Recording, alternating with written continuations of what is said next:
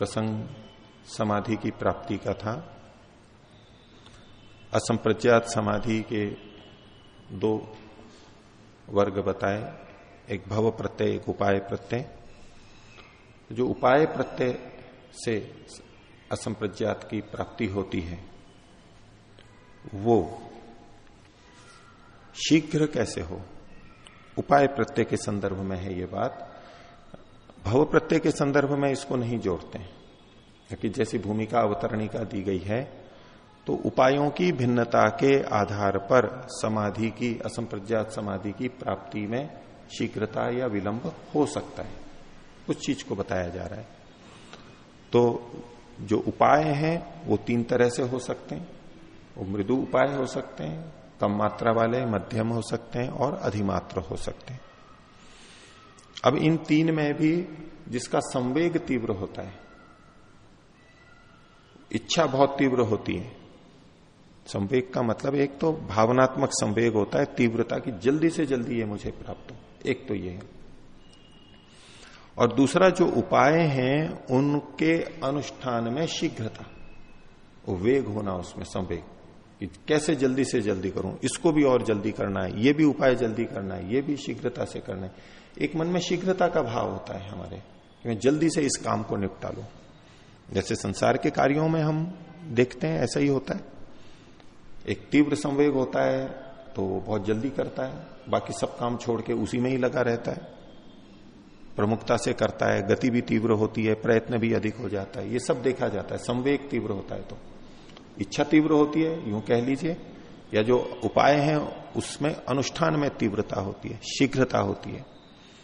तो जिनका संवेग तीव्र होता है उनको अपेक्षाकृत शीघ्र समाधि की प्राप्ति होती है, वो आसन्न है, निकट है उनके, औरों के दूर होती है।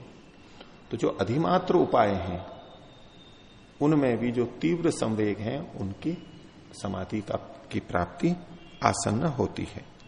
ये यहां पर कहा गया, यहां अधिमात्र उपाय के लिए तीव्र संवेग कहा गया। अब इसी के आधार पर भाष्यकार परिकल्पना करते हैं कि उसमें उन्होंने मृदु उपाय भी ले लिया, मध्य उपाय भी लिया और तीव्र उपाय, अधिमात्र उपाय भी ले लिया। अब संवेग तीव्र लिया है तो संवेग के भी फिर तीन भेद हो जाएंगे, मृदु संवेग, मध्य संवेग और तीव्र संवेग। तीव्रता जो है ये सापेक्ष कथन है, किसी से तीव्र है, कोई इससे कम है, तो स्वभावतः एक तीन तरह से हम वर्गीकरण कर लेते हैं। ऐसे करके ये 9 प्रकार के योगी इन्होंने बताए कि योगिनः मृदु मध्याति मात्रोपाया नव भवंती। नव को हम यहां से जोड़ लेंगे कि 9 होते हैं, वो 9 तरह से वर्गीकरण कर सकते हैं। तो यहां तक का हमारा हुआ था। इसमें पीछे के पाठ में से किन्हीं को पूछना हो तो पूछ सकते हैं। कुछ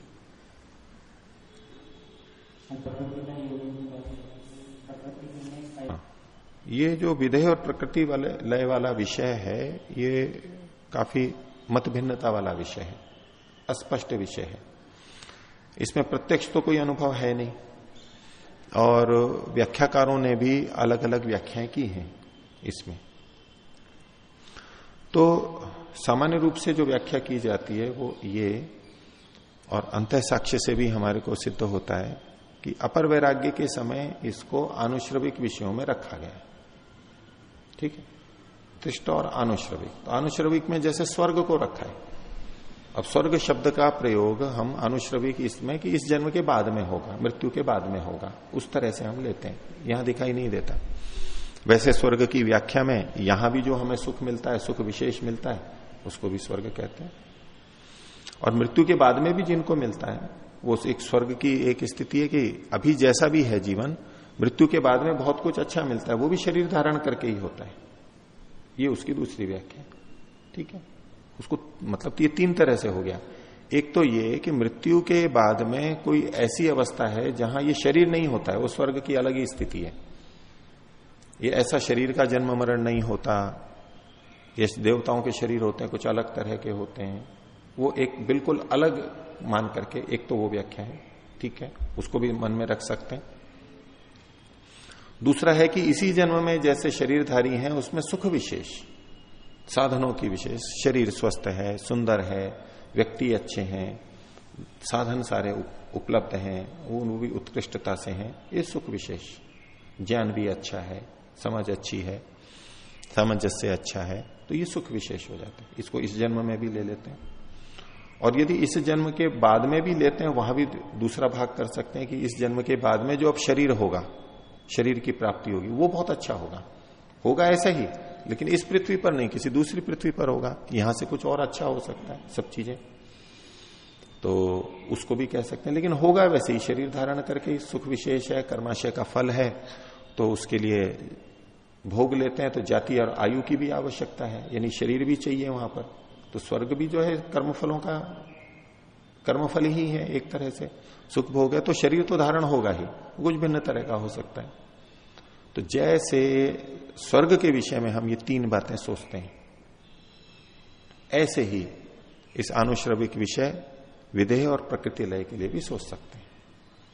एक अधिकांश व्याख्याकारों की मान्यता यह है कि इस शरीर के बाद में, यानी मृत्यु के बाद में, ये विदेह और प्रकृति लय की स्थिति आती है, जैसे स्वर्ग के लिए वो बोलते थे, और उसमें ये शरीर नहीं रहता है, ये जो स्थूल शरीर है हमारा पांच भौतिक, ये नहीं रहता है, सूक्ष्म रूप में रहते हैं। कोई सूक्ष्म शरीर के साथ बताते हैं, कोई केवल चित्त के साथ बताते हैं, इस तरह से, अथवा सूक्ष्म शरीर भी छूट जाता है, केवल कारण शरीर रहता है, मूल प्रकृति में वो लीन रहते हैं, प्रकृति से संबद्ध रहते हैं केवल, इस तरह की व्याख्या ये की जाती है। तो उस दृष्टि से जब इसका उत्तर दें, जो आप प्रकृति लय का पूछ रहे थे, तो जब उसका स्थूल शरीर छूट गया, सूक्ष्म शरीर भी छूट गया, अब प्रकृति में वो लीन है, प्रकृति से संबद्ध है, सत्वर स्तंभ, मूल प्रकृति यानी सत्वर स्तंभ। अब उसकी व्याख्या हम कुछ नहीं कर सकते, वो क्या स्थिति है। अब ये शरीर नहीं है, तो इस शरीर से संबंधित भूख, प्यास, सोना, गंदगी, ये सब तो नहीं रहेंगे उसकी।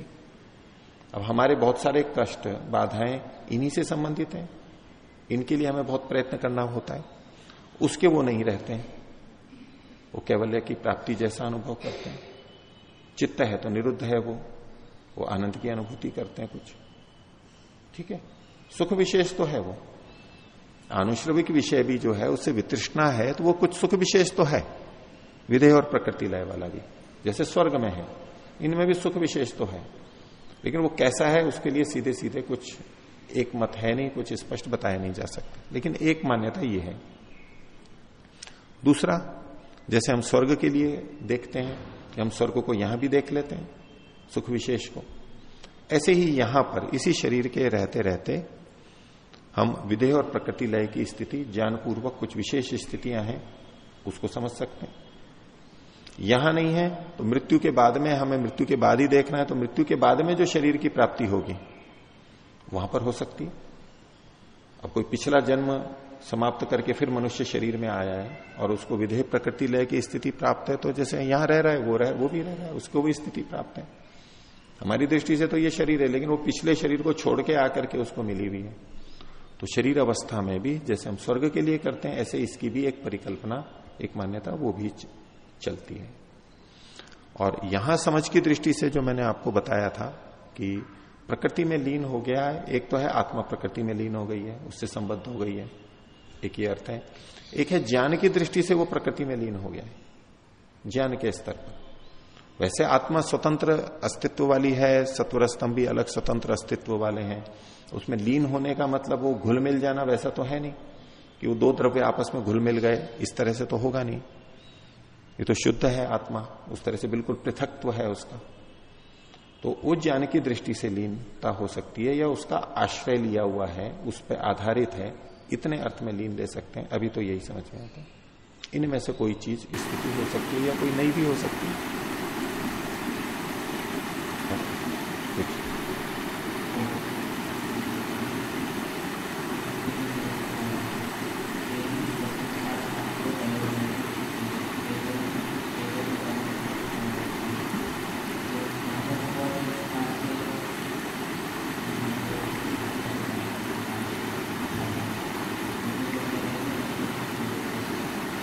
इसका मेरे को अधिक झुकाव है वासना रूप संस्कार, धर्माधर्म नहीं, वासना रूप संस्कार। और नीचे जो लिखा है स्वसंस्कार विपाकम तथा जातीयकम अतिवाहयंती, ये स्वसंस्कार विपाक है, क्योंकि विपाक शब्द यहां पर आ गया है तो एक लिंग बन गया, संकेतक हो गया, ये धर्माधर्म रूप संस्कार है। तो उपयोग दोनों का हो रहा है।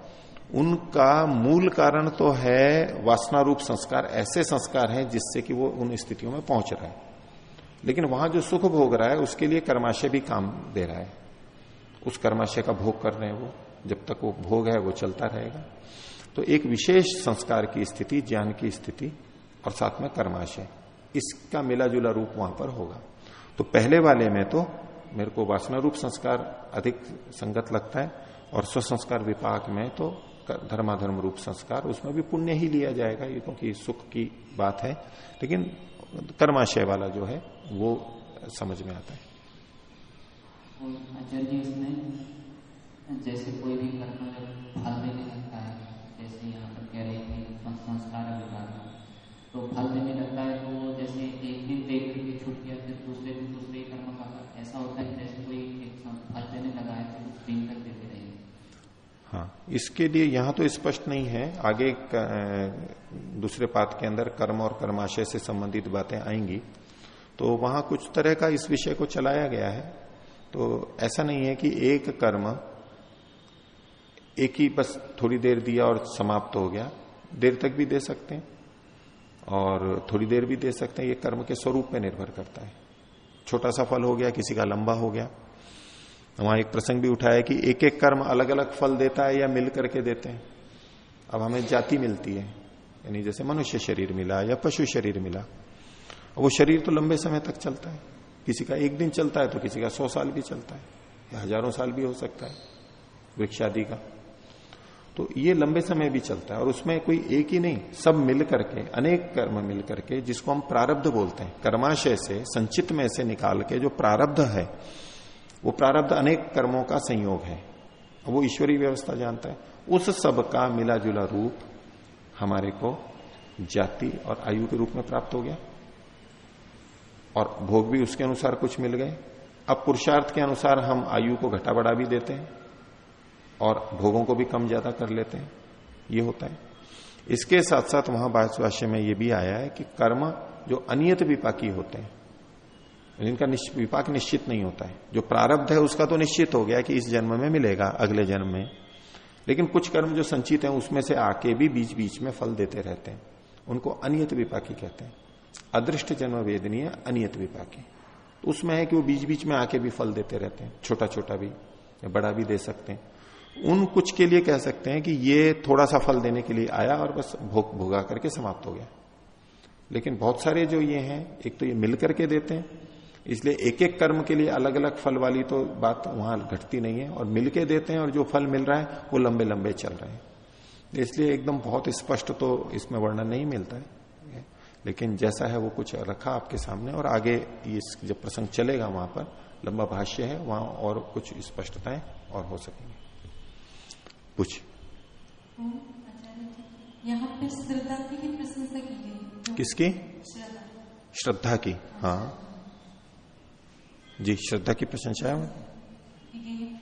क्या बिना श्रद्धा के योगी का योग संभव नहीं होगा? नहीं हो पाएगा। अगर श्रद्धा नहीं होगी तो उसकी रक्षा नहीं होगी, वो डिग जाएगा उस रास्ते से। श्रद्धा मतलब तो ठीक श्रद्धा, अच्छी श्रद्धा के है। अब यूं ही किसी ने अचानक कुछ सुना, कहीं किसी माहौल में गया, योगियों के बीच में गया, साधकों के बीच में गया, अब थोड़े से वैसे ही तात्कालिक हो गई कि मेरे को भी ऐसा चलना चाहिए। जैसे एक तात्कालिक आकर्षण होता है, बच्चों को कोई जो खेल खेलने गए, जो खिलाड़ी दिखाई दिया, जो खेल चल रहे हैं अभी विश्व में अधिक दूरदर्शन पे आते हैं, उसके प्रति ज्यादा उत्सुकता हो जाती है, वो उस खेल को अधिक खेलने लगते हैं।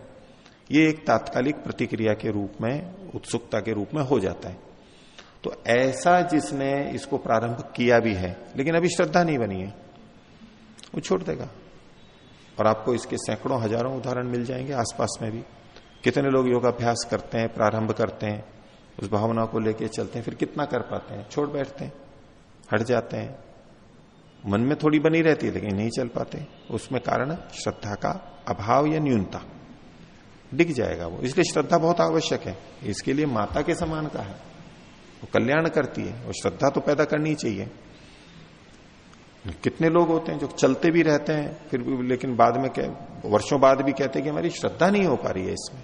चल तो रहे हैं, लगा लिया, वचन दे दिया, उसलिए लोग देख रहे हैं क्या कहेंगे, बोल दिया पहले तो इसलिए चलते रहते हैं, लेकिन बोले श्रद्धा ही नहीं हो रही है हमारी, ईश्वर के प्रति श्रद्धा नहीं होती। जबकि ईश्वर के बारे में बोलते रहते हैं, करते रहते हैं, उपासना भी करते हैं, लेकिन अंदर से कमी बनी रहती है, पूरा विश्वास नहीं होता। ये वास्तविकता, ऐसा होता रहता है। तो वो अधिक नहीं चल सकते और उनको लंबा समय भी बहुत लगेगा, चल नहीं पाते हैं, हट जाते हैं, और चलते चलते भी वो अंदर से तो ढीले पड़ जाते हैं बिल्कुल।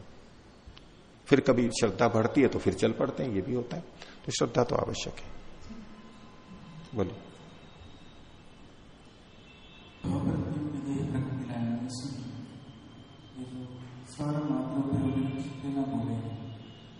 चित्त के द्वारा करता है, चित्त साथ में रहता है उसके। पर ये भौतिक और उपाय को असंप्रदाय समाधि का दो भाग माना, परंतु असंप्रदाय समाधि का जो व्याख्या की है उसमें तो चित्त का निरोध को असंप्रदाय समाधि का, ठीक है, वृत्ति का निरोध होगा, वृत्ति का निरोध होगा। चित्त का निरोध मतलब चित्त की वृत्तियों का निरोध होगा। संस्कार शेष तो है ही इसमें, संस्कारों का तो उपयोग करेगा ही वो। वृत्ति का निरोध है, संस्कारों का नहीं है। बोलिए।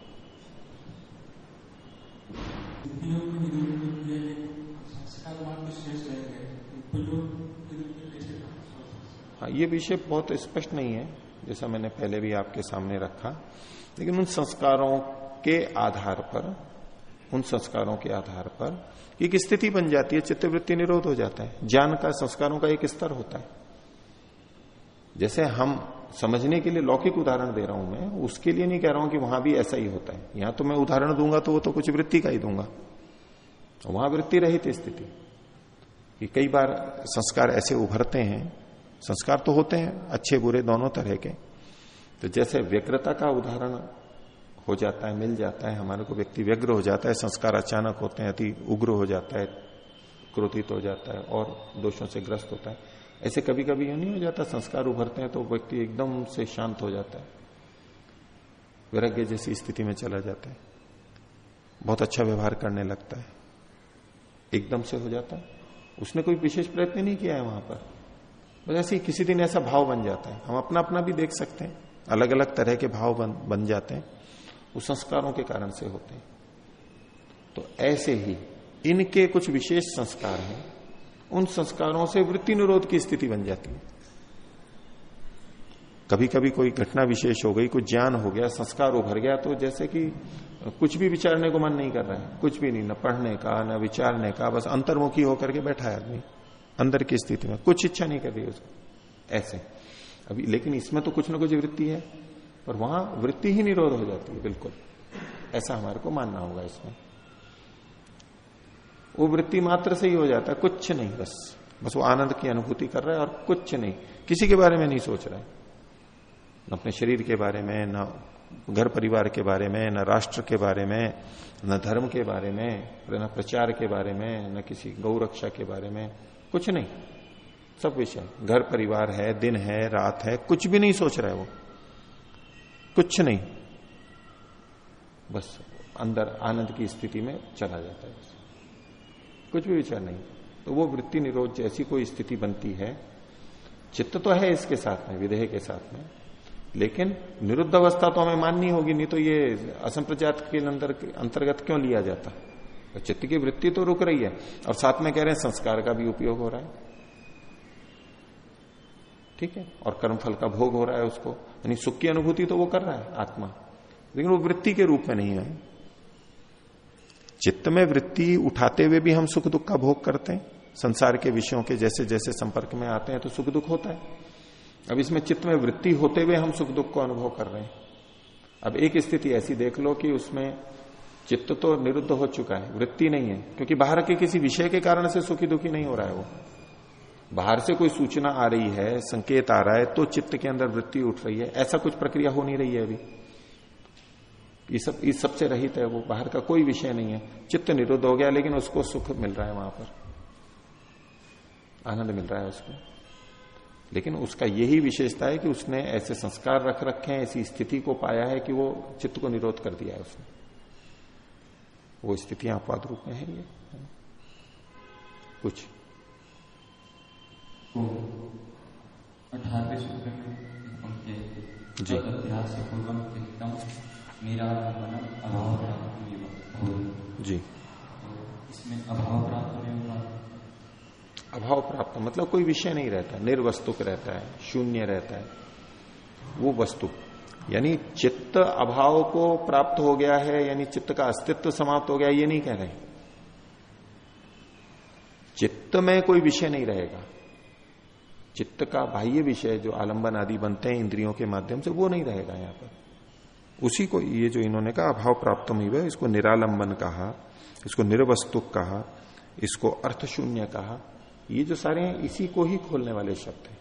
इस रूप में वो अभाव प्राप्त है। चित्त अपने आप में अभाव को प्राप्त हो रहा है, द्रव्य घटक अंतःकरण उपकरण, वो अभिप्राय नहीं है। तो जो ये कहा है इसलिए कहा कि मतलब संस्कार के शेष रहते हैं। संस्कार तो शेष रहते हैं और उसमें नए संस्कार भी पड़ रहे होते हैं। नए संस्कार हैं, इसका जो मैंने कल भी उत्तर दिया था, एक तो वृत्ति के रूप में तो समाप्त हो गया है, लेकिन संस्कार के स्तर पर गतिविधियां हैं, अभी संस्कार तो हैं वहां पर। और निरोध समाधि का, असंप्रज्ञात समाधि का भी एक संस्कार पड़ता है। अब ये संस्कार बिना वृत्ति के होते नहीं है, हम एक तरफ ये मानते हैं, दूसरी तरफ वृत्ति निरोध भी कह रहे हैं।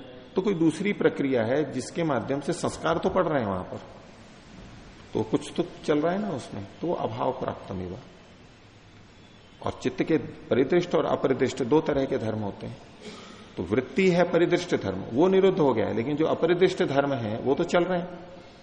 जीवन आदि है, संस्कार है, उससे संबंधित जो चीजें चल रही हैं। चूंकि अधिकांश हमारा वृत्ति के रूप में होता है और हमें वही प्रकट होता है, और वो समाप्त हो गया तो हम कैसे कहते हैं कि अभाव प्राप्तम ही। लेकिन अंदर तो चीजें चल रही हैं।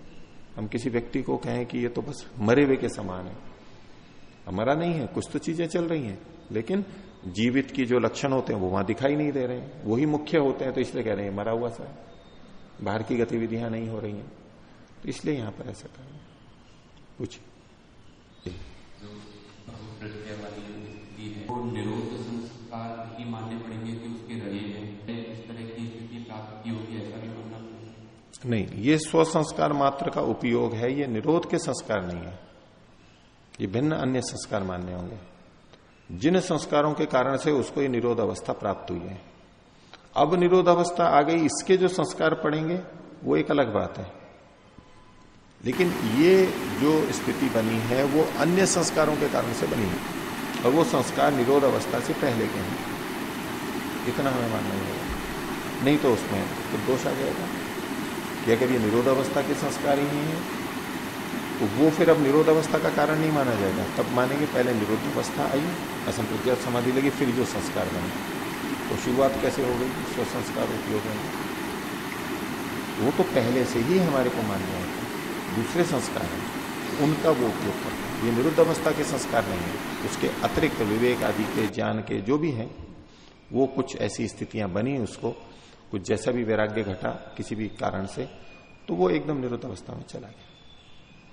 तो मतलब उसको इस तरह वाली स्थितियां नहीं होंगी अथवा योग मार्ग पे चला बिल्कुल ये कुछ यहाँ कहा नहीं जा रहा है। आप कहने लगो कि पहले भी असंप्रज्ञात रही होगी या संप्रज्ञात रही होगी, ये कुछ नहीं हो, रहा नहीं रहा कुछ नहीं। ये योगियों के लिए कहा ही नहीं जा रहा है, ये देवों के लिए कहा जा रहा है।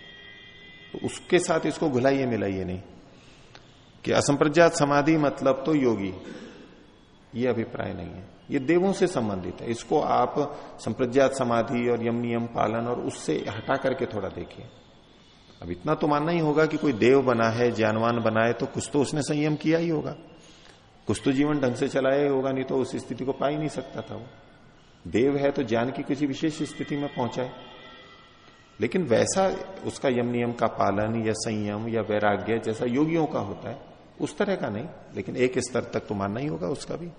कोई बहुत विषय भोगी हो और विषयों की तरफ ही आसक्त हो, वो तो देव भी नहीं बन सकता।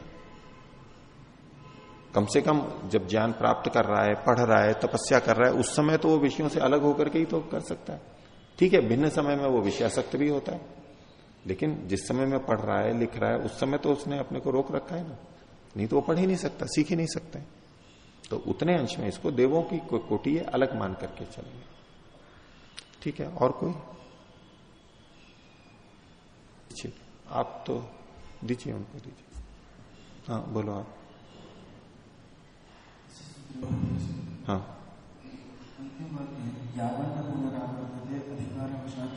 हाँ, मतलब वो कब तक रहता है वहां, वो वहां कब तक रहता है, ये प्रकृति लय के लिए है। वो कब तक रहता है कि जब तक अधिकार के कारण से चित्त वापस नहीं आ जाता। प्रकृति लय के लिए ये कहते हैं कि उसमें चित्त भी हट जाता है उसका। भव प्रत्यय में चित्त साथ में रहेगा, लेकिन स्थूल शरीर हट गया उसका। अब प्रकृति लय में वो कहते हैं चित्त भी हट गया, है साधिकार ही चित्त, चित्त भी साधिकार है, अवस्थिताधिकार नहीं हुआ है, अधिकार समाप्त नहीं हुआ, यानी उसको भोग और अपवर्ग की पूरी प्राप्ति नहीं हुई है, कृतकृत्यता नहीं हुई है, लेकिन अभी किसी अन्य कारण से वो भोग दिलाने में समर्थ नहीं है, अधिकार उसका स्थगित जैसा हुआ है। लेकिन अधिकार है, वो फिर आएगा, कर्माशय के कारण से आएगा भोग अपवर्ग के लिए। फिर जब अधिकार होगा, थोड़ी देर के लिए उसका अधिकार स्थगित हो गया है, सस्पेंड हो गया है, लेकिन वो अधिकार तो है, वो फिर आएगा। तो जब तक वो फिर से अधिकार के कारण से नहीं आ जाता, तब तक ये कैवल्य का अनुभव करते रहते। और इसमें टीकाकारों ने और ग्रंथों के आधार पर उनकी समय सीमाएं भी लिख रखी हैं, समय सीमाएं, और वो बहुत लंबी लंबी बड़ी बड़ी समय सीमाएं हैं कि इसका काल कितना है, इनका काल कितना है। तो उन्होंने कालों को भी निर्धारित किया है। यहां के वर्णन से तो ये लगता है कि जैसे स्वसंस्कार मात्र उपयोग है, तो सबके संस्कार अलग अलग होंगे, थोड़ी भिन्नता है, लेकिन एक तरह के होंगे कुछ। और स्वसंस्कार विपाकम तथा जाति एकम अतिवाहयंती, तो कर्माशय सबका एक जैसा तो नहीं होता है, अलग अलग हो सकता है। तो इनका काल, ये चूंकि कर्म और संस्कार के कारण से हो रहे हैं, तो ये कोई सबके लिए एक निश्चित काल की संभावना कम लग रही है, लेकिन फिर भी कई लोग मानते हैं उसमें निश्चित समय भी, तो वो भी एक विचार की बात है। तो इसके अंदर ये मनवंतर के आधार पर गणना करते हैं, ये वायु पुराण के आधार पर वर्णन मिलता है। मनवंतर, ये जो हमारी सृष्टि चलती है, इसमें 14 मनवंतर माने जाते हैं, 14 मनवंतर। अभी 7वां मनवंतर चला है, वैवस्वते मनवंतरे, जो हम संकल्प पाठ में बोलते हैं, ये 7वां चल रहा है, यानी आधे से अभी कम है, अभी सृष्टि आधे से और बाकी है, 7वां मनवंतर चल रहा है। तो ये जो सृष्टि काल है 4 अरब 32 करोड़ वर्ष का, इसको 14 मनवंतरों में बांटा जाता है। और 14 मनवंतर का मतलब होता है, एक मनवंतर का मतलब होता है 71 चतुर्युगियां, 71 चतुर्युगियां, एक एक मनवंतर में 71 चतुर्युगियां मानी जाती हैं। ये मनुस्मृति में दिया गया है और भी इसका वर्णन मिलता है। और चतुर्युगी का मतलब है 4 युग, सतयुग, त्रेता, द्वापर और कलयुग। ये जो हम 4 युग कहते हैं, ये चारों युग मिलाकर के ये एक चतुर्युगी हो गई। 4 युगों का मेल जो है एक चतुर्युगी हो गई। ऐसी 71 चतुर्युगियां, 71 चतुर्युगियां हो, उसको एक मनवंतर बोलते हैं। ये बहुत लंबा काल है। और ये जो सतयुग कलयुग आदि का काल है, तो उसके अंदर कलयुग का जितना काल है इससे दुगना द्वापर का है, और उसमें और कलयुग जितना जोड़ दीजिए तो वो है त्रेता का, और उसमें एक और जोड़ दीजिए तो सतयुग का है। और कलयुग का जो काल है उसको यूं देखिए 4 3 2, उल्टा ले लीजिए संख्या को, जैसे 1 2 3 4 होता है ना, 4 3 2 और 0 0 0, 4,32,000 वर्ष, ये कलयुग का काल हो गया। द्वापर का काल इससे दुगना होगा, 8,64 करोड़ हो जाएगा, 64,000, 8,64,000। त्रेता में इसमें 4,32,000 और जोड़ दीजिए, 12,96,000। और सतयुग में कलयुग का काल और जोड़ दीजिए, तो सतयुग का काल सबसे लंबा होता है, ऐसा करके ये जोड़ किया जाता है। तो ये इतना वर्ष मिला करके एक चतुर्युगी हुई। ऐसी ऐसी 71 चतुर्युगियां मिला करके एक मनवंतर होता है। तब देखो जो ये वर्णन देते हैं वो कैसे देते हैं। अब इसमें इन्होंने इन विदेह और प्रकृति लय के अतिरिक्त भी कुछ और बातें लिखी हुई हैं। तो जो इंद्रियों में के चिंतक हैं, इंद्रियों को ही, इनका कहना है कि जो इंद्रियों को ही आत्मा मान करके उपासना करते हैं और वहीं तक रहते हैं, तो उनके 10 मनवंतर तक वो मुक्ति जैसा अनुभव करते हैं। 10 मनवंतर तक, यानी 710 चतुर्युगियों तक। 71 चतुर्युगी का एक मनवंतर, तो 10 मनवंतर का मतलब हो गया 710 चतुर्युगियों तक। सृष्टि का जो काल है 4 अरब 32 करोड़, उससे कम, 1/3 कम, लगभग 1/3 कम। और भौतिकास्तु शतम पूर्णम सहस्रम तु अभिमानी कहा। कुछ और दूसरे होते हैं वो 100 मनवंतर तक रहते हैं। जो अहंकार पे केंद्रित होते हैं वही उसी को आत्मा मान के करते हैं और उस स्थितियों पे पहुंच जाते हैं, वो सहस्र मनवंतर तक। और फिर इसमें बौद्धा लिखा हुआ है, बौद्धा 10 सहस्राणी तिष्ठन्ति विगत ज्वरा। ज्वर मतलब दोष, दुख से, बाधाओं से रहित होते हैं। कितने? 10,000 मनवंतर तक रहते हैं। और जो अव्यक्त के चिंतक होते हैं, अव्यक्त यानी मूल प्रकृति, उसके जो चिंतक होते हैं वो 100 सहस्रम तो तिष्ठन्ति, 100,000 मनवंतर तक ज्वर से रहित रहते हैं, कष्ट से रहित रहते हैं, कैवल्य पद जैसा अनुभव करते हैं। ये बात है। तो अव्यक्त प्रकृति, ये जो 10 सहस्र मनवंतर कहे गए, ये प्रकृति लीन, ये प्रकृति लय वाले के साथ हम कुछ समानता देख सकते हैं। उसके नीचे है जो विदेह वाले में हम कहीं देख सकते हैं। तो इतने लंबे समय की गणना इन लोगों ने की है, ये इस तरह से लिखते हैं। अब ये तो सारा बाकी विचार नहीं है कि ऐसा कुछ होता है, कैसे होता है, इसका तो और कुछ वर्णन नहीं मिलता। योग दर्शन में तो इसका काल मिलता नहीं है कितने समय का, लेकिन इसमें सुख होता है विशेष, ये हमें संकेत मिलता है। आगे भी आएगा कुछ इसका वर्णन, अन्य प्रसंगों के अंदर ये भी वर्णन आएगा, उसको और वहां आके देखेंगे। इसको विचार कोटि के अंदर रखें, भी कुछ ऐसा वर्णन मिल रहा है यहां पर। आगे देखिए तो 22वां सूत्र, 21वें सूत्र में कहा था तीव्र संवेगानाम आसन्न। तो अधिमात्र उपाय वाले, उपाय वही होंगे श्रद्धा वीर्य स्मृति समाधि प्रज्ञा, जो पिछले सूत्र में आगे बताए। और उसमें तीव्र संवेगों की आसन्न होती है। अब इसमें भी वो भेद कर रहे हैं। ये जो तीव्र संवेग है, ये तीव्र संवेग भी और 3 तरह का देखा जा सकता है, तरतम भेद देख सकते हैं। तो 22वें सूत्र में कहा मृदु मध्याधिमात्रत्वात् ततोपि विशेषः, उससे भी विशेष होता है। ये जो तीव्र संवेग से जो होता है आसन्न, अब इसमें भी कुछ विशेषता हो सकती है।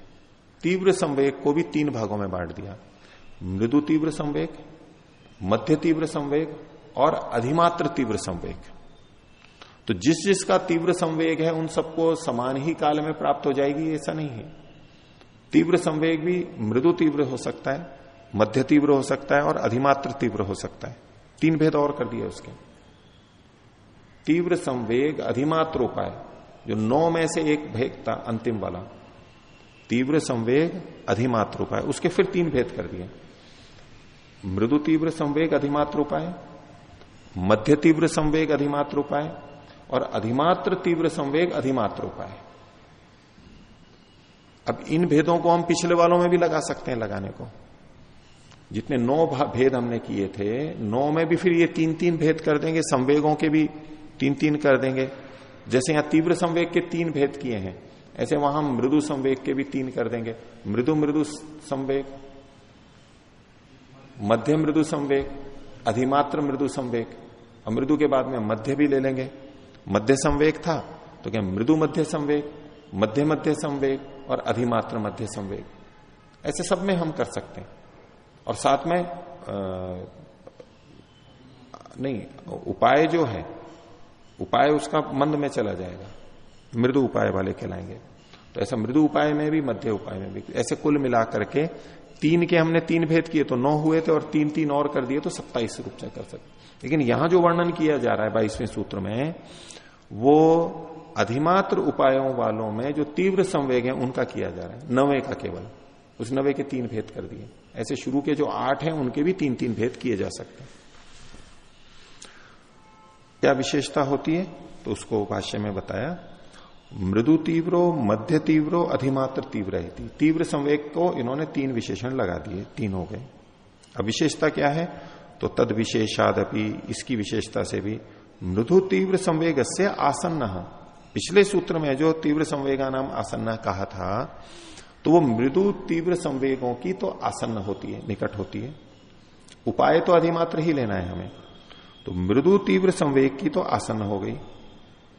ततो मध्य तीव्र संवेग से आसन्न तरह, निकट है उसकी निकटतर होगी।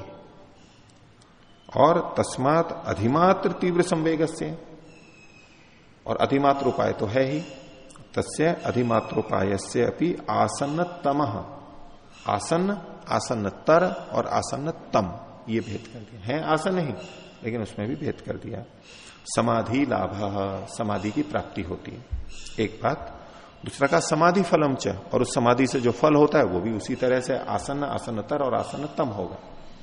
समाधि शीघ्र हो रही है तो समाधि का फल भी शीघ्र आएगा। अब यहां समाधि की प्राप्ति हम दोनों दृष्टियों से देख सकते हैं। चूंकि ये हमारा प्रसंग असंप्रज्ञात का चल रहा है, इसलिए समाधि लाभ का मतलब असंप्रज्ञात की प्राप्ति, और लाभ असंप्रज्ञात समाधि से जो लाभ होता है, मुक्ति की प्राप्ति, जीवन मुक्त स्थिति की प्राप्ति, वो भी शीघ्र हो जाएगी, ऐसा हम देख सकते। और यदि इस बात को, जो बात इन्होंने असंप्रज्ञात समाधि के लिए कही है, ये कि ये बात हम संप्रज्ञात के लिए भी घटा दें तो कोई आपत्ति नहीं उसमें, कि संप्रज्ञात समाधि किसकी शीघ्र होती है, उसमें भी ये सारी बातें जोड़ी जा सकती हैं कि उपाय कितने हैं, मृदु उपाय हैं, मध्य है, अधिमात्र है, और संवेग कैसा है। ये तो सब जगह देखा जा सकता है, हम लौकिक चीजों में भी घटा सकते हैं। तो उस दृष्टि से देखेंगे तो समाधि की प्राप्ति मतलब संप्रज्ञात, और समाधि का फल यानी असंप्रज्ञात, या तो संप्रज्ञात और समाधि का फल, संप्रज्ञात का फल पर वैराग्य, असंप्रज्ञात समाधि। और असंप्रज्ञात समाधि को समाधि लाभ कहेंगे तो उसका फल है धर्मेक समाधि की प्राप्ति, जीवन मुक्त की स्थिति, कृतकृत्यता की स्थिति। ये सारी चीजें यथाक्रम हम लगा लेंगे। तो इनको आसन्न तमः समाधि लाभ समाधि फलम च इति। इसका सारे का तात्पर्य क्या है? लोकोक्ति जो हमारे मुहावरा चलता है, जितना गुड़ डालेंगे उतना मीठा हो जाएगा। वही बात कही गई है, दूसरे ढंग से कही गई है। जितनी चीनी डालेंगे उतना मीठा हो जाएगा। जो जितना करेगा, जितनी तीव्रता से करेगा, वेग होगा, उपाय होगा, उतनी उतनी शीघ्रता से हो जाएगा। तो कई जने पूछते हैं कितने दिन में समाधि लग जाती है, कितने दिन में मुक्ति हो जाएगी, कितने सालों में या कितने जन्म में? उन सब जगह ये उत्तर हम दे सकते हैं। ऐसे समय का कोई नियम नहीं है, न काल नियमो वामदेव वक्त। वामदेव हुए, ऋषि हुए, बहुत जल्दी जीवन मुक्त हो गए जन्म लेते ही। तो इसमें कोई काल का ये नियम नहीं है कि जन्म लेने के बाद 20वें साल में, 30वें साल में, या 50, 60, 80 या 100 साल के होने पे होता है। ऐसा कोई नियम नहीं है, कभी भी हो सकती है। अब पिछले जन्म की ऐसी संस्कारित आत्मा आई है तो वो 10, 15, 20 साल में भी हो सकती है, 30 साल में, 50 साल में, 80 साल में, 100 साल में, कभी भी हो सकती है। अपना अपना जैसा जैसा जिसका है प्रयत्न और पिछली स्थिति, वो सब मिला करके वो होगा। तो अब जब इन्होंने कहा कि समाधि की शीघ्र प्राप्ति, अब ये तो सभी के मन में रहती है, जो हमारा लक्ष्य है वो शीघ्र प्राप्त हो। लौकिक दृष्टि से भी होता है और आध्यात्मिक दृष्टि से भी सबको होता ही है। तो कह रहे हैं कि क्या समाधि की शीघ्र प्राप्ति, आसन्न जो लाभ है समाधि का, उसका यही उपाय या कोई और भी उपाय है? ये उपाय कठिन भी लगता है, कोई सरल उपाय हो, थोड़ा सा ये एक इच्छा रहती है। किसी को वो सरल लगता है, किसी को ये कठिन लगने लग जाता है, अपनी अपनी प्रकृति होती है। तो देखिए 23वें सूत्र की भूमिका में, किम एतस्माद् एव आसन्नतमः समाधि लाभो भवति, समाधिर भवति। क्या इसी से ही समाधि आसन्न होती है, निकट होती है? किससे? जो पीछे बताया संवेग। संवेग यहां पर आसन्न करने में उपाय बताया गया, कारण बताया गया। वैसे जो उपाय हैं वो तो है ही, संवेग की बात कही गई थी। तो क्या ये संवेग ही एक उपाय है या कोई और भी उपाय है? तो कहते हैं अथ अस्य लाभे भवति अन्योपि कश्चित उपायो न वायति, कोई और उपाय भी है या नहीं है? तो कहते हैं हाँ, और भी कोई उपाय है। तो उसके लिए 23वें सूत्र में कहा ईश्वर प्रणिधानात् वा अथवा ईश्वर प्रणिधान से भी आसन्न समाधि लाभ होता है, समाधि की प्राप्ति शीघ्र होती है। प्रसंग असंप्रज्ञात का ही लेंगे और चाहे तो संप्रज्ञात को भी ले सकते हैं अगर व्यापक करना चाहे तो, नहीं तो असंप्रज्ञात का। ईश्वर प्रणिधान से असंप्रज्ञात समाधि की प्राप्ति आसन्न होती है, शीघ्र होती है। और यहां भी हम वही घटा सकते हैं, मृदु मध्यादि मात्रत्वा ततोपि विशेष। ईश्वर प्रणिधान में भी मृदु ईश्वर प्रणिधान है, मध्यम है, अधिमात्र है, उसमें भिन्नता आएगी।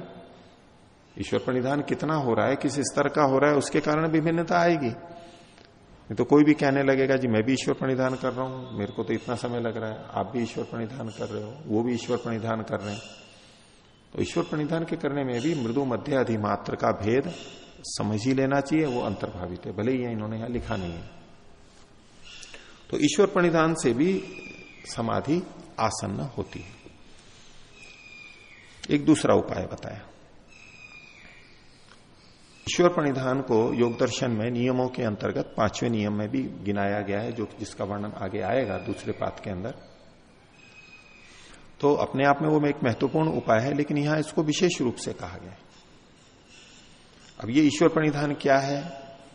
ये वही वाला ईश्वर प्रणिधान है जो नियमों वाला है, इस पर काफी चर्चा चलती है।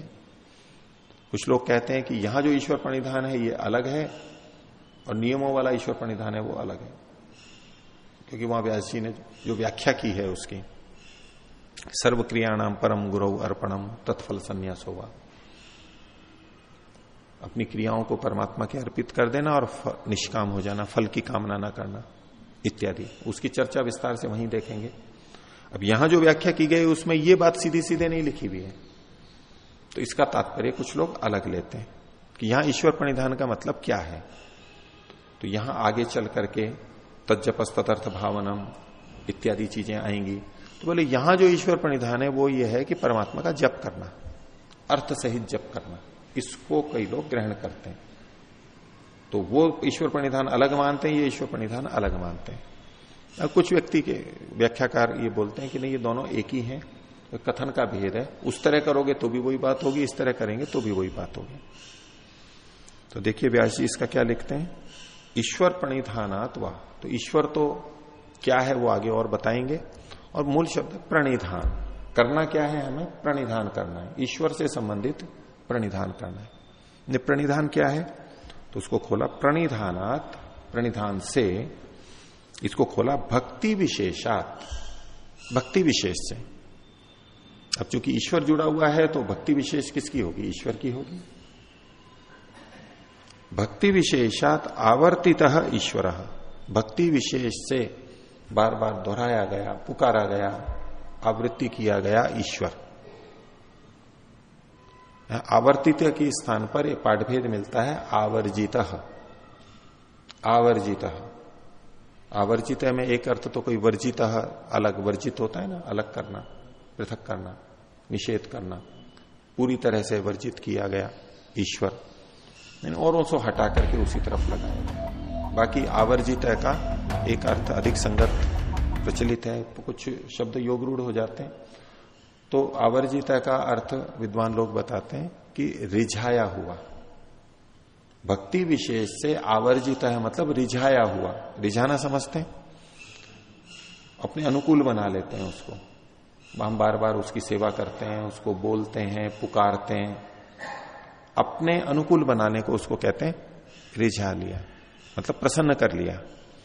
कोई व्यक्ति हमारे से रुष्ट है, हमने उसकी खूब प्रशंसा की, खूब निकट से रहे, प्रेम किया, उसकी सेवा की, उसकी अनुकूलता की, तो वो रीझ जाता है, इसको यूं बोलते हैं, मतलब प्रसन्न हो जाता है। बोले इसको कितना भी कर लो ये रीझता ही नहीं है, अनुकूल ही नहीं होता है, ऐसा भी होता है। इसको बहुत जल्दी रिझाया जा सकता है, इसको बहुत देरी से रिझाया जा सकता है, अलग अलग स्वभाव होते हैं, प्रवृत्ति होती है।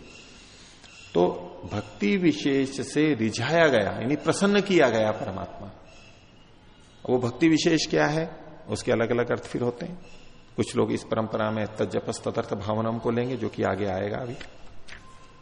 ईश्वर के नाम को बार बार बोलना और उसके अर्थ का चिंतन करना, यही बार बार करना, जो कि बहुत लोग उपासना में करते हैं, बार बार अधिक से अधिक जप, अधिक से अधिक अर्थ की भावना, इसको भी कारण मानते हैं।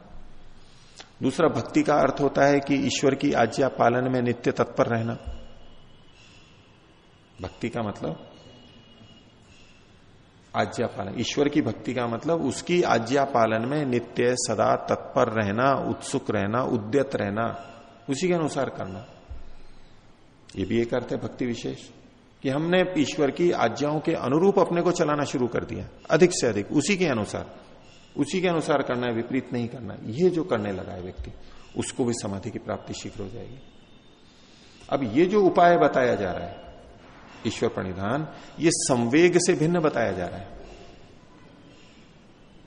संवेग तो तीव्र इच्छा है कि मेरे को ईश्वर की प्राप्ति हो जाए, मुक्ति की प्राप्ति हो जाए, मैं योग को करूं, समाधि लग जाए, इस तरह की तीव्रता वो संवेग है वहां पर। यहां इसको वो नहीं है, ये मन में ये लेकर के नहीं चल रहा है कि मेरे को जल्दी से जल्दी समाधि हो जाए, लेकिन वो ईश्वर प्रणिधान कर रहा है, लगा है। उस करते करते उसका अंतःकरण इतना शुद्ध हो जाएगा, इतने उसके पुण्य बन जाएंगे, शुक्ल कर्म इतने बन जाएंगे कि उसको बहुत शीघ्र ही समाधि की प्राप्ति हो जाएगी। थोड़ा सा कोई निमित्त आएगा, एकदम से समाधि में पहुंच जाएगा, ऊंची स्थितियों में पहुंच जाएगा, क्योंकि उसकी भूमिका बहुत अच्छी बन चुकी है अन्य कार्यों को करते हुए, ईश्वर की आज्ञा पालन में तत्पर है। तो भक्ति विशेष का ये भी अर्थ ले सकते हैं। एक है कि जो जप वाला था वही बैठ करके जप ही किए जा रहा है, 1 घंटा 2 घंटा 10 घंटे दिन भर जब हो बस इसी में लगा हुआ है और कुछ नहीं, अधिक से अधिक इसमें समय लगा रहा है, इसको भी ईश्वर प्रणिधान कहेंगे। जप की तरह से जप लेते हैं अर्थ, व्याख्या ये भी की जाती है। इसको करते करते करते, क्योंकि परोक्ष रूप से अन्य विषय छूट गए हैं, आकर्षण छूट गया है, अन्य कोई चिंतन नहीं चल रहा है, ईश्वर का ही चल रहा है, तो अंदर अंतःकरण की स्थिति ऐसी बन जाएगी कि जल्दी से समाधि लग जाएगी उसकी। ये दूसरे ढंग से अर्थ है। तो प्रणिधानात अर्थात भक्ति विशेषात आवर्तित ईश्वर, वो ईश्वर तम अनुगृह्णाति, उसको, उस व्यक्ति को जो ईश्वर प्रणिधान कर रहा है उसको अनुगृह्णाति, अनुग्रहित कर देता है, उसको ले लेता है, उसको अपना लेता है, उस पर कृपा कर देता है। अनुगृह्णाति, अनुग्रह कर देता है उस पर। अब ये इसके प्रयत्न से नहीं हो रहा है विशेष, उपाय प्रत्यय की तरह से नहीं जा रहा है, ये सीधे ईश्वर प्रणिधान को कर रहा है। तीव्र संवेग नहीं है, लेकिन ईश्वर प्रणिधान में लगा हुआ है वो, तो परमात्मा उस पर विशेष कृपा कर देता है। ईश्वरस्तम अनुगृह्णाति, कैसे अनुग्रह कर देता है, कितनी देर लगती है, बोले अभिध्यान मात्र में, संकल्प मात्र से, इच्छा मात्र से उस पर अनुग्रह कर देता है। सोचा और वैसा हो गया बस। परमात्मा के लिए तो कुछ कठिन नहीं है। अब समाधि की प्राप्ति चित्त की, बुद्धि की सात्विक स्थिति पर निर्भर करती है, सत्वर स्तंभ पर निर्भर करती है, बाकी वृत्ति अवस्था भी सत्वर स्तंभ पर निर्भर करती है। और परमात्मा के लिए तो कुछ भी कार्य नहीं है कि वो उसकी सत्व की स्थिति ऐसी उभार दे, सत्वर स्तंभ तो उसके नियंत्रण में, उसी के अधीन है वो। उसने अगर ऐसे सत्व गुण की स्थिति उभार दी एकदम से, तो आदमी क्या कहां पहुंचेगा, एकदम समाधि में पहुंच जाएगा, समाधि की प्राप्ति हो जाएगी। वो परमात्मा के द्वारा उसके अंतःकरण को इस रूप में बदल दिया गया कि वो एकदम से वहां पहुंच गया। और नहीं तो धीरे धीरे करके वो अपना जैसे भी शोधन करते हैं, सात्विक स्थिति बनाते हैं, नीचे जाती है, फिर आती है, कभी राजसिक तामसिक होती है, तो ये सीधा ईश्वर कर देता है। ईश्वरस्तम अनुगृह्णाति अभिध्यान मात्रेण, संकल्प मात्र से, उसको कुछ करना नहीं होता है उसमें। उसने संकल्प किया और प्रकृति उसके अनुरूप वैसा का वैसा ही, वो एकदम वैसे ही हो जाएगा, सर्वशक्तिमान है।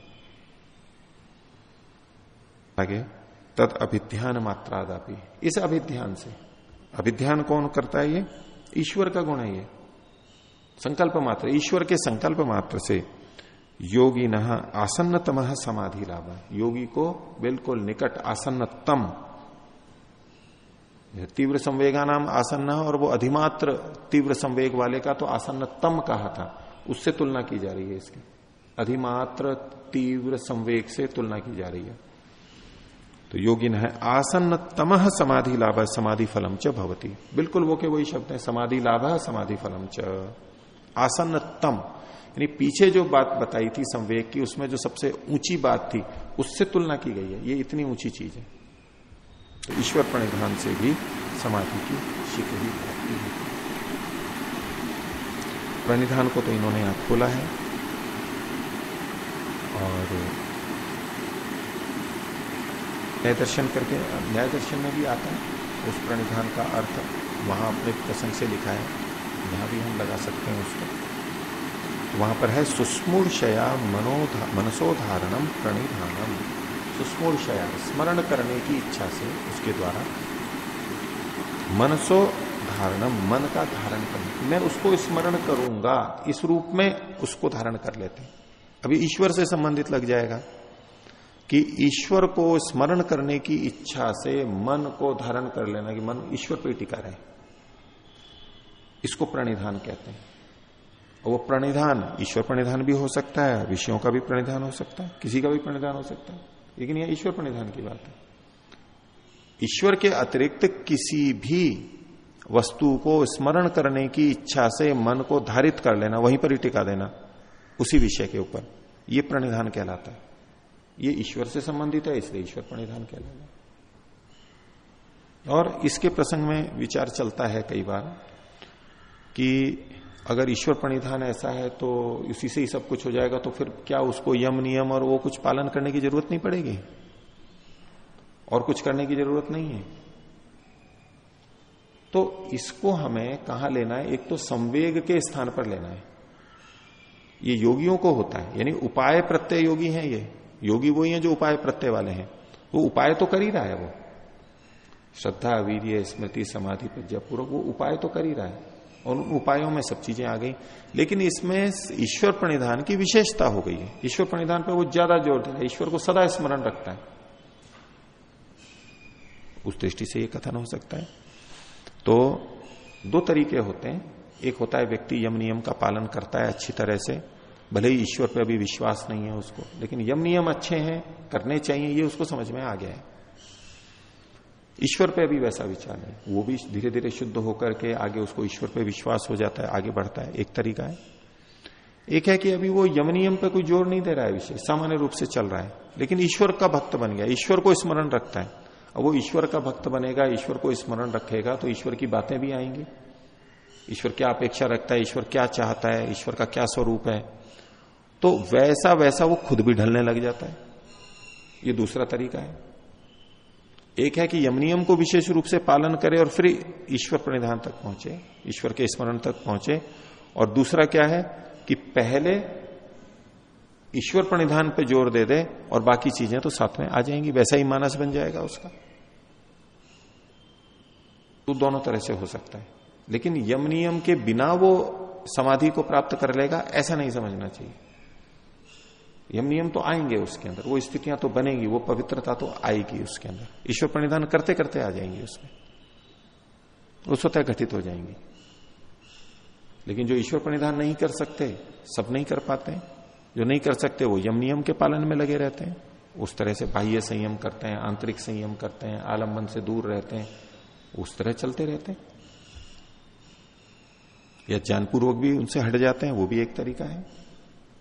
लेकिन अभी उनके मन में ईश्वर के प्रति लगन नहीं है, ईश्वर पर विश्वास भी उनको पूरा हो गया, वैसा नहीं है।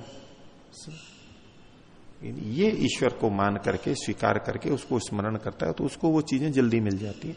ईश्वर प्रणिधान को यहां कहा। दूसरा जो ये था कि आगे जो ईश्वर प्रणिधान आ रहा है, सर्व क्रियाणाम परम गुरु अर्पणम तत्फल संन्यासोवा, वो जो एक स्थिति है वो कर्म पे संबंधित है, वो ईश्वर के स्मरण से संबंधित नहीं है।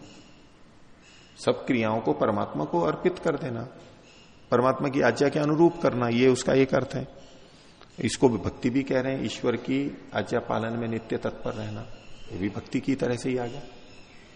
तो उस दृष्टि से अगर हम लेंगे तो वो ईश्वर प्रणिधान और ये ईश्वर प्रणिधान एक ही चीज हो जाएगी। और लेकिन इसमें विशेषता है उसकी, उसके तरफ वो अधिक झुका हुआ है और इसलिए वो शीघ्रता से समाधि को प्राप्त कर लेते हैं। आगे देखिए,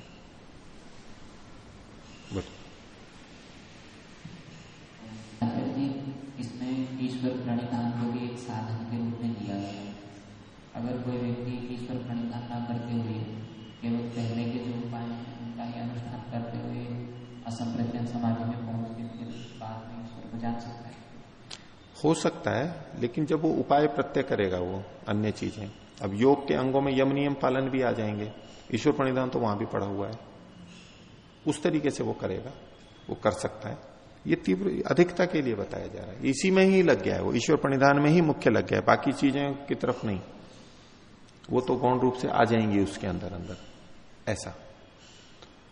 तो लेकिन आप जो बात कह रहे हो कि उसको ईश्वर पर कुछ भी विश्वास नहीं है और उपायों को वो कर रहा है, ठीक है, ऐसे भी कुछ व्यक्ति हो सकते हैं। और बहुत सी मत संप्रदायों के अंदर ईश्वर को बिल्कुल नहीं माना जाता है, लेकिन साधना तो करते हैं, वो तपस्या करते हैं, यम नियम का पालन करते हैं, उसमें ईश्वर प्रणिधान को छोड़ दो, बाकी चीजों का पालन करते हैं, संयम करते हैं, संसार के विषयों से हटा के रखते हैं अपने को, वैराग्य की स्थिति को प्राप्त करते हैं, ये सब वो करते हैं। तो उससे उतनी पवित्रता तो आएगी उनमें। और आगे चल करके चूंकि इन्होंने ये अच्छे कर्म किए हैं तो उनको ईश्वर के निकट जन्म मिलेगा, जहां ईश्वर को माना जाता है, ईश्वर का ठीक स्वरूप उनको उपलब्ध हो सके, अगला जन्म उनका वहां मिल जाएगा और उसके कारण से वो बहुत जल्दी उनको मिल जाएगा। अब जो इतना अच्छा कर रहा है, ईश्वर उसको केवल इसलिए तो नहीं नकार सकता कि वो ईश्वर को मान नहीं रहा है, कोई बात नहीं, परोक्ष रूप से वो ईश्वर के आदेशों का पालन कर रहा है, जिसने इतनी मेहनत की है, चल रहा है, तो उसको भी आगे उन्नति तो होगी, वो उन्नति नहीं कर सकता ऐसा नहीं। लेकिन हमें यह भी पता है कि तमेव विदित्वा अति मृत्यु में थी, ईश्वर को जानकर के ही मृत्यु को पार कर पाता है।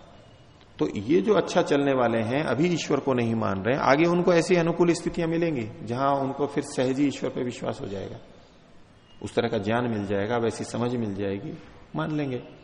तो वहां तक पहुंचाने में तो ये सहायता करेंगे, फिर ईश्वर को मान लेंगे और फिर मुक्ति में चले जाएंगे, वो भी जा सकते हैं इस माध्यम से।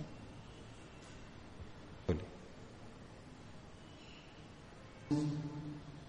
यहाँ पर ईश्वर का वो पूरा ध्यान कर सकते हैं, तो पीछे जहाँ पर सामान्य रूप से ध्यान दिया, तो वहां पर अभी ध्यान का विषय आया नहीं, आगे आएगा। अन्य और भी विषय हो सकते हैं, ये केवल ईश्वर ही नहीं होता है, ध्यान का विषय और भी कुछ हो सकता है। तत्र प्रत्येकता नता ध्यानम, प्रत्येक ही एकता नता, बस यही लक्षण किया है, वहां ईश्वर ही विषय हो ये कुछ नहीं लिखा है।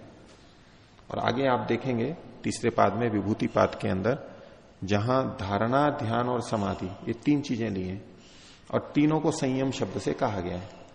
और फिर आगे के बहुत सारे संयम आएंगे, इसमें संयम, इसमें संयम, इसमें संयम, तो उन्हीं में धारणा, उसी में ध्यान और उसी में समाधि। तो ध्यान भी आ गया उसी विषय में, तो ईश्वर के अतिरिक्त बहुत सारे विषय आएंगे। तो ये से अंतः साक्ष्य से ही सिद्ध होता है। हम ऐसा नहीं कह सकते कि ध्यान मतलब तो ईश्वर का ही ध्यान। हाँ, हम जो उपासना करते हैं सुबह शाम, उसमें ईश्वर का ध्यान होना चाहिए, वो मुख्य है वहां। लेकिन इसका ये मतलब नहीं है कि ध्यान केवल ईश्वर का ही होता है, और चीजों का भी होता है, ये तो पुष्ट है। तो आज का विषय इतना ही रखते हैं। प्रणव